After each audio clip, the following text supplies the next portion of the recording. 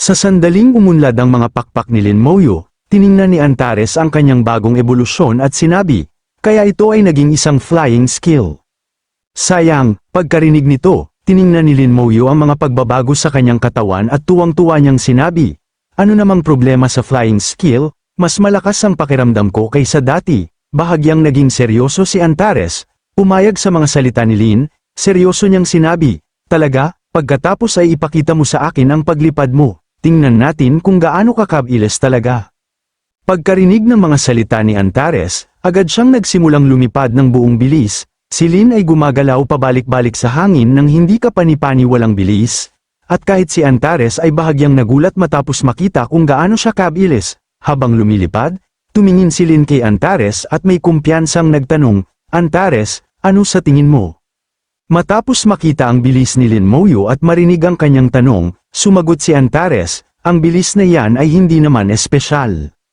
Sa harap ng mga tunay na makapangyarihang nilalang, ang bilis lamang ay walang kahulugan.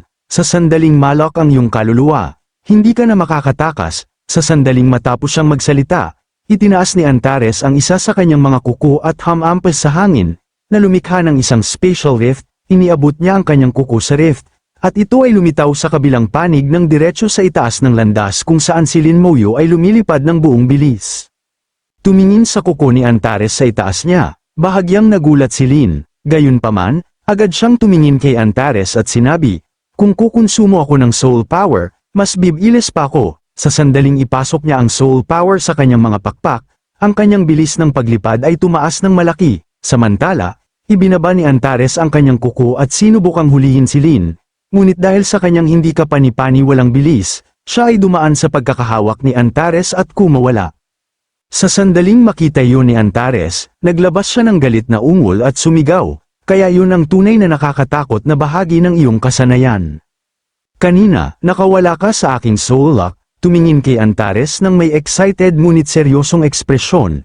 Agad na nagtanong si Lin Moyo, Antares, ibig bang sabihin nito na mula ngayon, wala nang makakahuli sa akin? Pagkarinig ng tanong na yon, tumango si Antares at sumagot, tama yan, hindi lamang ito kapaki-pakinabang para sa pagtakas, sa panahon ng labanan, maaari mo rin itong gamitin upang makaiwas sa ilang soul lock skills, ang iyong flying skill ay talagang heaven-defying. Matapos marinig ang mga salitang yon, inactivate muli ni Lin Moyo ang kanyang mga pakpak at naghanda na lumipad palayo. Habang lumilipad siya, tumingin siya kay Antares at sinabi, Antares, pupunta ako sa lower realm upang sanayin ang kasanayang ito. Pagkarinig nito, ngumiti si Antares at sumagot, sige, sa mundong ito, halos wala nang natitira na makakahuli sa iyo. Pagkatapos nito, ang kwento ay direktang lumipat sa Wind at Thunder Sea sa lower realm, kung saan dumating na si Lin Moyo. Habang lumilipad siya ng buong bilis, biglang may naramdaman si Lin sa kanyang likuran, agad siyang huminto, naging seryoso, at sinabi, lumabas ka. Tumigil sa pagtatago sa mga anino. Sa sandaling yun, ang Succubus Queen ay lumabas mula sa isang portal at sinabi, huwag kang masyadong nerbyoso, maliit na Moyo. Sa sandaling makita ni Lin ang Succubus Queen sa kanyang likuran, naglabas siya ng nakakatakot na killing intent, seryosong tiningnan ito, at sinabi, Succubus Queen, ano ang ginagawa mo rito? Naghahanap ka ba ng kamatayan? Pagkarinig ng tanong ni Lin Moyo, sumagot ang Succubus Queen, bakit mo ako ginaganyan? Ang aming Succubus clan ay hindi lumahok sa mga pag-atake laban sa lahi ng tao sa napakatagal na panahon. Naparito lamang ako dahil gusto kitang makausap. Sa sandaling marinig ni Lin Moyo ang mga salitang yon, siya ay nagalit. Agad niyang hinugot ang kanyang karit at galit na sinabi, anong dapat kong pag-usapan sa mga Abyss Demons? Umalis ka. Gayunpaman, sa mismong sandaling yon, ang Succubus Queen ay lumuhad sa harap ni Lin Moyo at sinabi, Lin Moyo, naparito ako ng may katapatan, kung gusto mo akong patayin, gawin mo na. Pagkarinig nito, agad niyang itinaas ang kanyang karit at hinampas ang Succubus Queen sa balikat, nag-iwan ng isang mababaw na sugat na nagdulot ng kaunting pagdaloy ng dugo.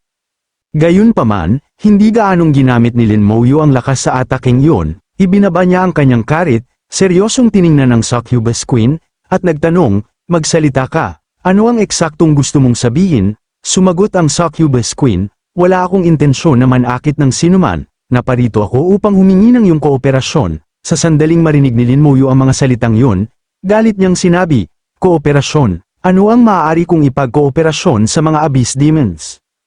Sumagot ang Succubus Queen, ang aming Succubus clan ay hindi nasisiyahan sa pagpatay. Kahit sa pakikitungo sa lahi ng tao, mas gusto naming gumamit ng alindog kaysa kumuha ng buhay ng tao. Kahit sa mga napatay ng aming Succubus clan, ang karamihan sa kanila ay mga traidor sa lahi ng tao. Matapos marinig yon, tumingin si Lin sa Succubus Queen at sinabi, "Tumigil ka sa pag-ikot-ikot, sabihin mo sa akin kung ano ang eksaktong sinusubukan mong sabihin." Ang Succubus Queen ay agad na nagpatawag ng isang listahan at ibinigay ito kay Lin Moyu, na sinasabing, upang ipakita ang aming katapatan, ito ang listahan ng Demon Worship Society.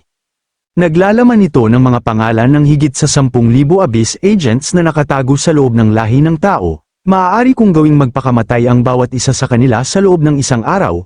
Tumingin sa listahan ng Demon Worship Society, naisip ni Lin Moyu sa kanyang sarili, ang listahan ng mga miyembro ng Demon Worship Society. Pagkatapos ay inilagay niya ang listahan sa kanyang inventory, tiningnan ang Succubus Queen, at nagtanong, ang paggawa nito ay nangangahulugang pinagtaksilan mo ang Demon Emperor. Sabihin mo sa akin, ano ang tunay mong gusto? Sumagot ang Succubus Queen, ang Abyss ay tiyak na mawawasak, gusto ko lamang mabuhay. Pagkatapos ay bigla siyang naging balisa at sumigaw, ang totoo ang sinasabi ko, na ibigay ko na sa iyo ang listahan ng Demon Worship Society, kung babalik ako sa Abyss ngayon, papatayin ako ng Demon Emperor, inilagay ko na ang aking kapalaran at ang kapalaran ng buong Succubus clan sa iyong mga kamay. Seryosong tiningnan ng Succubus Queen, nagtanong si Lin Moyu, bakit ako maniniwala sa kahit anong sinasabi mo? Sumagot ang Succubus Queen, ang pangalan ko ay Lilian. Kahit na ako ay isang demonyo, ang aming lahi ay nagtataglay ng kalahating dugong tao. Iyon din ang dahilan kung bakit mas kamukha namin ang mga tao kaysa sa ibang lahi ng demonyo. Pagkarinig nito, bahagyang nagulat si Lin at naisip, kalahating dugong tao. Nagpatuloy ang Succubus Queen, syempre, hindi ito ang lahi ng tao mula sa mundong ito, kundi ang lahi ng tao mula sa ibang mundo. Mangyaring tumingin dito, ang Abyss at ang Dragon Realm ay orihinal na dalawang pira-pirasong mundo. Sila ay naging konektado sa inyong mundo sa pamamagitan ng Primordial Battlefield. Dumating kami rito kasama ng mga pira-pirasong mundong yun, na may dalang misyon ng pagkawasak, maaga o huli, ang mga pira-pirasong mundong yun ay babalik sa pangunahing mundo. Kung hindi namin makumpleto ang aming misyon bago yun, bawat isa sa amin ay mamamatay. Matapos marinig ang lahat, naisip ni Lin sa kanyang sarili, kaya naman ang Demon Emperor at ang Dragon Emperor ay kamakailan lamang ay nagsanib puwersa upang bumuo ng isang malaking hukbo. Pagkatapos ay tumingin siya sa Succubus Queen at nagtanong, kaya, ano ang eksaktong gusto mong gawin ko? Sumagot ang Succubus Queen, gusto kong maging World Lord ka at lamunin ang mga pira-pirasong mundo. Sa sandaling marinig ni Lin Moyu ang mga salitang yon, agad niyang sinabi, baliw ka, para lamang mailigtas ang iyong sariling buhay. Handa mong isakripisyo ang iyong sariling mundo. Mahina kong sumagot ang Succubus Queen, hanggat mabubuhay ako, handa kong gawin yon. Matapos marinig yon, sinabi ni Lin Moyu, ngunit nagkamali ka. Hindi ko kailangang makipagtulungan sa iyo, sa sarili kong lakas lamang, maaari pa rin akong maging World Lord. Muling ibinaba ng Succubus Queen ang kanyang ulo at sinabi, gusto ko lamang mabuhay. Handa akong magpasakop sa iyo at maglingkod bilang iyong alipin. Bukod pa rito, sigurado akong nagtataka ka tungkol sa lahi ng tao mula sa ibang mga mundo. Pagkarinig nito, naisip niya sa kanyang sarili, totoo yan, talagang interesado ako dyan. Pagkatapos ay itinuro ni Lin ang kanyang sandata sa Succubus Queen at sinabi, I-verify ko muna kung tunay ang listahan ng Demon Worship Society na ito. Pagkarinig ng mga salitang yon, naglabas ang Succubus Queen ng nerbiyos ng ngiti at sumagot, sige, paki-verify mo muna ito. Pagkatapos nito, ang kwento ay direktang lumipat sa bakuran ni Bai, kung saan nag-teleport na si Lin Moyu. Sa sandaling dumating siya, agad na lumakad si Meng palapit sa kanya. Sa sandaling makita ni Lin si Meng, mabilis niyang kinuha ang listahan at sinabi, Guro, may listahan ako para sa inyo. Sa sandaling matapos magsalita si Lin Moyu, ibinigay niya ang listahan kay Meng.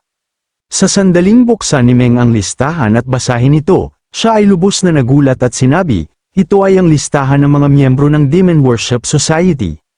Saan mo nakuha ito? Mahina kong sumagot si Lin, ibinigay ito sa akin ng Succubus Queen. Pagkarinig nito, Agad na naging seryoso si Meng at nagtanong, nakilala mo ang Succubus Queen? Sigurado ka bang mapagkakatiwalaan ang kanyang mga salita?